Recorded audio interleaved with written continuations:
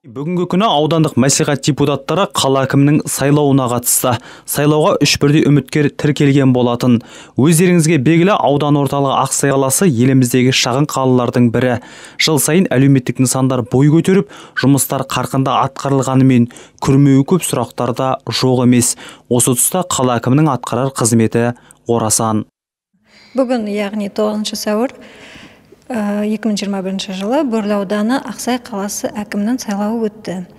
Аудан бойынша 13 депутат бар. Бүгінгі сайлауға 13 депутаттың барлығы да қатысты. Ақсай қаласы әкіміне үміткерлер Ахманбетов Дастан Тілекқабылұлы, Баяндыков Арсен Толқынұлы және Қамидоллаұлы Нұрдәулет. Бүгінгі сайлаудың қорытындысы бойынша сайлаушылардың 84,6%-ын жинаған Баяндыков Арсен Толқынұлы Ақсай қаласының әкімі болып тағайындалды. Қала әкімі болып сайланған Баяндыков Арсен Толқынұлы 1982 жылы Сырым ауданында дүниеге келген. Білімі жоғары. Сырым ауданында салық, әділет басқармаларында әр жылдар қызмет етсе, кейін Орал қаласында жұмысын тұрғын үй коммуналдық шаруашылығы мен кәсіпкерлік бөлімдерінде жалғастырған.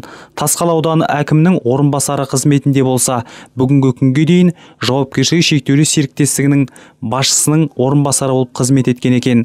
Аудандық мәслихат депутаттары жаңа басшыға үлкен сеніммен қарап, қолдау білдіретіндерін жеткізіп отыр. Надеемся, что сегодня вновь избранный аким города Аксая. Біз жаңа тағайындалған қала әкімі Арсен Баяндыков алға қойған мақсаттарына жетеді деп ойлаймыз. Біз ол кісінің өмірбаяны мен жасаған жұмыстарымен таныса отыра өз дауысымызды бердік. Өз тарапымыздан әрқашан көмек қолын созуға дайынбыз. Барлығымыз бірлесе отыра жұмыс жасаймыз деген үлкен сенімдемін. Қаламыздағы тұралап тұрған істердің шешілуі жолында қала әкімі аянбай еңбек етеді деген сенімдеміз. Өтепберген Қарасай, Азамат Бабагөжиев, Қарашығанақ телеарнасы.